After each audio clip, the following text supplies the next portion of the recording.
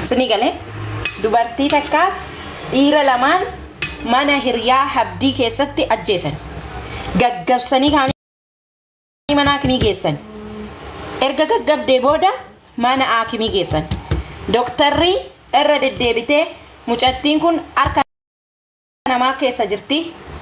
Fidaa jennaan doktora cuqqaalan. Waan cuqqaalamuun doktora cuqqaalanii jechuudha. Sini galee qadaada jiru, qaawwa jiru cuqqaalan. Tole qabbanneen reeffa isheetu mana haakimii dhaqe moo fayyaa dhaqe jechuuf qabbanneen reeffa ishee miti kan mana haakimii dhaqe gaggabdee ergasii mucaan ishee garaatti duute. Otoo isheen hin du'in mucaatu du'e. Mucaa ji'a ja'aatii fi waggaa ji'a ja'aatii fi torban lamaa garaadhaa qabdi. Suni galee qabbanneen gaafa mana haakimii dhaqxu asitti qabadhaa du'aa ishee miti kan mana haakimii dhaqe gaggabdee mana haakimii deemte. Suni galee akkash ragaan doktoraas hin jira, sagaleen doktoraas hin jira. Awwal maat beebii bakka siin jette sanarratti qorannoon irratti geggeesse ijoolleen 7-8 kan dhufanii natti himan jiru. Garuu irbuu na seensisan. Hinuu ajjeesaa. Ajjeechaan kun qabbannee qofa miti. Dubaayin keessatti shamarran baay'eetu duuti. Isinitti reef kun mul'ate. Dubaayin keessatti shamarran mana haakimii mataan na dhukkube jettee ol deebitu tokko hin jirtu.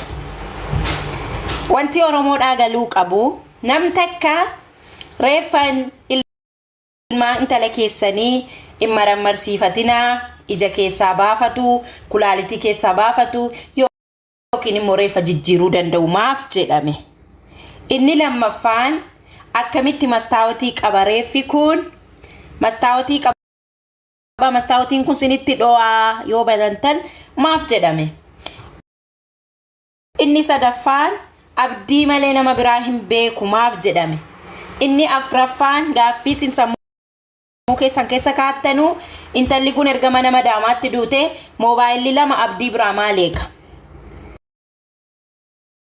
Ammas qorannoon irra ga'etti abbaan manaa ishee Naasir lakkoofsa 31 sanaanii kan eenyuuti jedhee dura gaafannaan bilbilli kun kiyyaa maqaa kiyyaan hin baradhe kan inni jedhu sagaleen jiru. Garuu bilbilli sun kan ittiin baname qabbannee Raggaasaa Goofaa. ID ishee argadheen jira. Qabbanneen biyya Dubaay keessatti Foorshaayinii barataa turte. Foorshaayinii jechuun maanja fiqaadii barataa turte. Fiqaada makiinaa barataa turte. Biiroo sanallee haasofsiiseera. Qabbannee barreeffama isheellee fudheera. Sini galee amma eessa lixxaniga Naasir Facebook ishee abdii koo kan jedhu sanaa waliin isatu fayyadamaa jira. Naasirii fi abdiin kan jettu kan mucattiin Facebook gadhiiste sun kan fayyadamaa jiru Naasir. Sini galee akkamitti kun ta'e qabadhaa asitti bakka kana fakkeenyaaf hadha kanama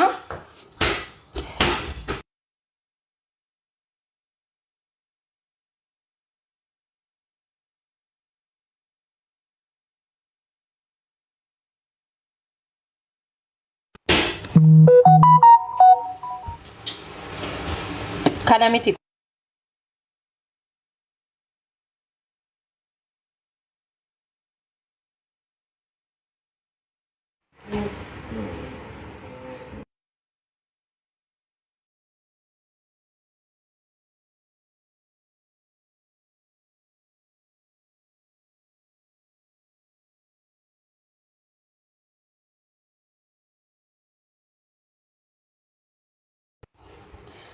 saatiin screenshot waanan godhuuf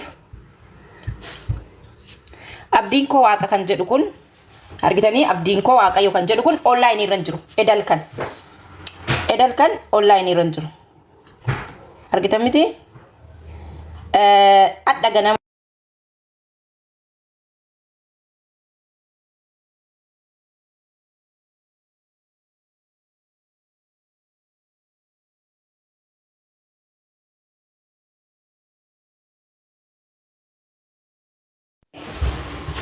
let's go. Abdiin koo waaqayyo kan jedhu kun hadda ganama eenyur online irra jira jechuudha. Akkamitti na Facebookiin nama du'e tokko online irra ta'a. Facebook ashee waggaa 3 cufame. Facebook ashee waggaa 3 cufame. Du'a ishee labsuuf fayyadamte. Sini galee hadda garuu qabrii keessa teessee haddallee fayyadamaa jirti, kaleessallee fayyadamaa jirti jechuudha.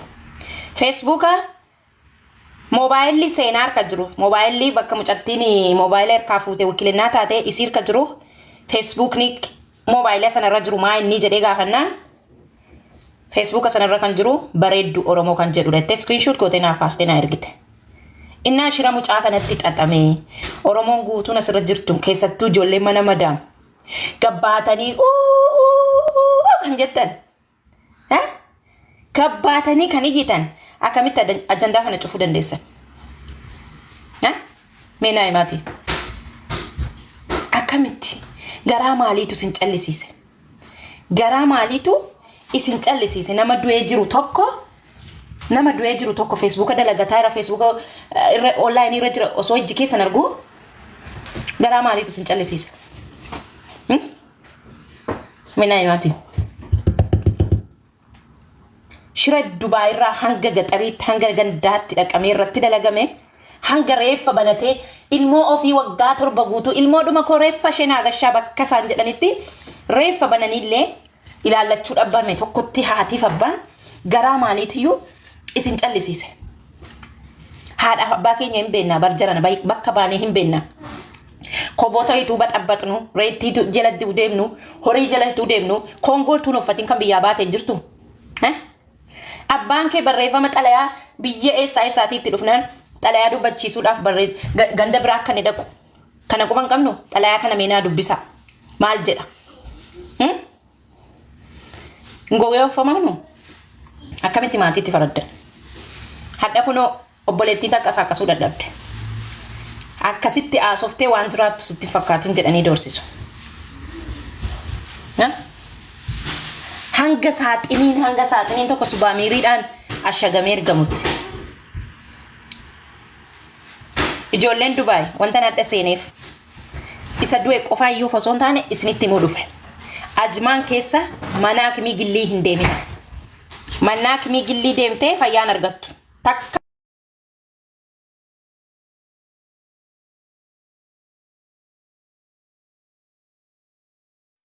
ole mucattiin kuni mana madaamaatti duute ajennu.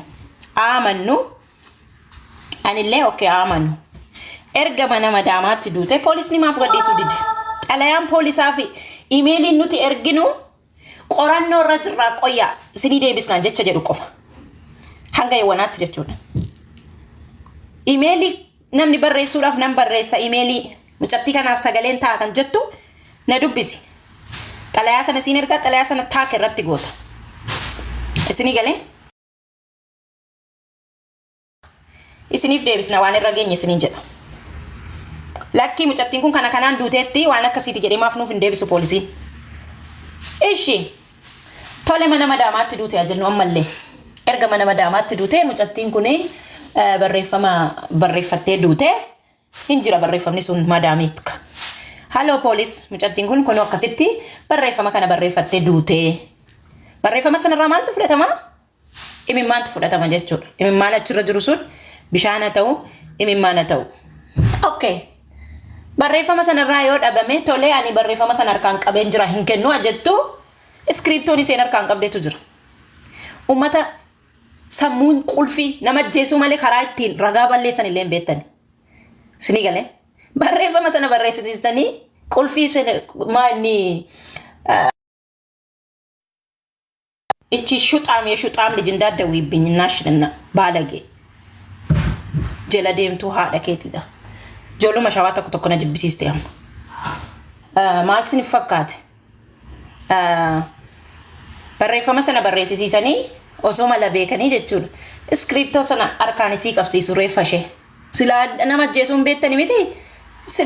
Karaa ittiin seerrii feenyuun ta'e isinii himu uummata horii akka halhooy jedhetti biyyaa ba'ee akka nama adamsuu ijoollee ajjeeste biyya gashitu malee seeraa feerri maal akka ta'e illee hin beektu. Tole madaamni sila maal kennuu qabdi scriptoo sana kennuu qabdi. Tole waraqata kana harkaan qabeen jira garuu imimmaan irra jiru kana poolis naaf maramaraa jechuu dandeessi. Sinii galee inni sadaffaan Tayyib mucattiin kuni sagalee lafa kaattee duute. Sagaleen ishees kottuu birrii kana irraa fuudhii reeffa koo ittiin biyya gashita kan jedhudha. Ishi tole isallee fudhannu. Sagaleen sun sagalee shawaa miti. Lubbu kottu lubbu kottu maallaqa kana irraa fuudhii reeffa koo ittiin biyya gashita. Billaa aleeki. Excuse me. Tole isallee ishii jennu. Erga isheen akkasiin jette intala dhalaa waggaa 7 guutuu maxaxxi gootee nyaataa turte. Maaliif? Ciao. Bye. Yoo jannata seentes achitti ol argina. Yoo azaaba ta'e sireen keenya achitti ol argina. Ciao jettee maallaqa sana irraa fudhattee galte. Meenatti mi? Bye jettee maallaqa sana irraa fudhachuudha. Bakka awwaalchaa maaliif buqqee ilaalamne bakka jedhu nama baay'eetu deebii kanas ni deebisa. Bakki awwaalchaa kan inni buqqee ilaalamneef ganda sana keessa makiinaan seenuu hin danda'u. Xiqqoo achiisanu jarri illee itti himna. Hirriba dhabanii jiru gidduu kana. Dhaggeeffadhaa. Isallee yaallee turre. Hin danda'amu. Sababiin isaas bakka jarri jiran waraana oboo fi waraana mootummaa garaaf gananaa walitti dhukaasan. Makiinaan achi seenuu hin danda'u. Gandi sun immoo reeffa ture hin baannu jedhan. Reeffa ture baannee ba'uu hin dandeenyu jedhan. Ijoollee asii achitti geessuuf immoo ganda sana yoo namni haaraan dhufe tuksii tokko. Argitanii karaan itti cufamee jiru. Jedhaa bakka jirtanii warri xalaata.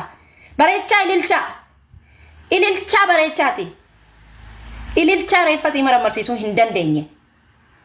Bareechaa ilil jedha. Ol kai ilil jedhe. Hin danda'amne jechuudha. Tasuma hin danda'amne.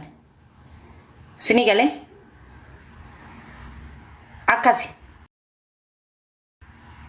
Reeffa marmaramuun hin danda'amu. Sababiin isaas gandi sun namni biraa ganda sana seenuu hin danda'u, ganda kana keessa achi seenuu hin danda'u. Amma sinitti tole gammaddanii burraaqxanii waraqaa guutuu baafannee akka nuti dadhabne gammaddanii dadhabamee jira. Shira keessaniin osoo hin taane suni ganda sanatu reeffa ture hin baadhannu jedhan. Sinii galee namni si achitti seenu immoo rakkoodha. Amma guddataan mucattiidhaan hin ari'atame jedhu malee guddataan kan inni bakka maqaabrii dhaquu sodaachuu hin danda'a. Sababiin isaas seerri gama sana bushu kan biraati, gama kana kan bushu kan biraati. Mucattii kanatti wallaahi wanti hojjetame, wanti irratti dalagame subhaanallah. Subhaanallah. Ani maaluma badiin isheen jedheen bakka. Yookiin ummata shamarran biyya rabaatti fakkeenya ta'uu fi yookiin isheetu badii guddaa qabaaf akkana rabbi itti taphataa jira. Tapha ajaa'ibaatti itti taphatame. Waggaa 7 guutuu namaaf dafqite. Qaama isheetti fayyadamanii, birrii isheetti fayyadamanii, addunyaarraa kutanii namni ishee beeka jedhu namta kaadhe bamoo asirraa Dubaayin keessa.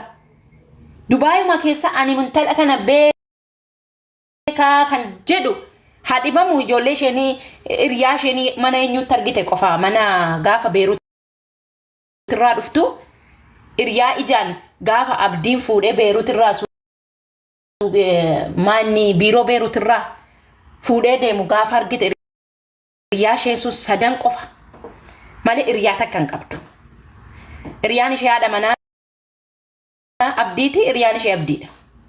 Hin geessu hojii hin fidu kalas. Dhumate wanti biraa hin jiru. Sinii galee? Innaa kan amma maanni yaanni keenya xabaqaadha. Bakka chaansii nu qabnu xabaqaadha. Xabaqaan akka isheen itti duute maaliin akka isheen duute poolisa irraallee waraqaa argachuu dhabne. Hanga yawwanaatti mucattii kana wucci ministeerri maalii jedhamu sun ibbo naa'ima kan Itoophiyaa sun inni illee dalagaan itti irratti hojjete shiran itti xaxe shira miti. kan isheen jette kan abbaan barreeffatan intala kiyya qabbannee raggaasaa waan isheen ittiin duute kan hin beekamne bakka isheen itti duute kan hin beekamne qorannoo ishee wajjin akka gara biyyaanaa gashitan qabeenyaa ishee moobaayila 2 warqii giraama 10 takka akkasuma birrii 450 moobaayila 2 wajjin akka naaf gashitanu abdiin qaba. Sigale kan inni jedhee abbaan barreeffate isa kana jechuudha. Kan immoo mangistiin achi barreesse warri jala ta'an sun barreessanii warri karaarraa qabbannee raggaasaa goofaa kan dhukkuba tasaatiin duute atattamaan akka mana kara Itoophiyaa deebituudha. Qabeenyaan irra hin jiru, wanti hundi irra hin jiru. Sinii galee warri mucattii kanatti faraddan, warri maatiitti faraddan, firdiin intala kanatti faradame isinitti haa faraddamu. Kana qofa isiniin jedhaan. Siifan dubbii kana hin dhaabdi warri jettanii moobaayila koo 2 gubdan, moobaayila dhiistanii wallaahi billaahi ibidda Ibraahimiif qophaa'e sana qopheessitanii ilmoo kiyya yoo keessa buustan ittoo ani sareedha yoon duba deebi'e. Tasuma hin deebi'u.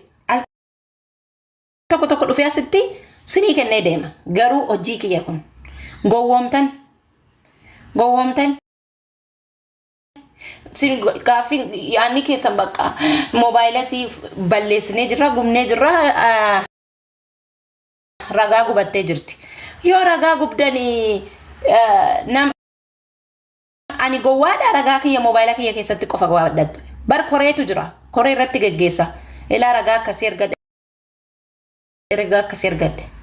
Ummata horii akka jedhetti biyya keessaa ba'e jedhee jedhee ijoollee nyaataa jira. Sa'a ta'ee biyyaa ba'e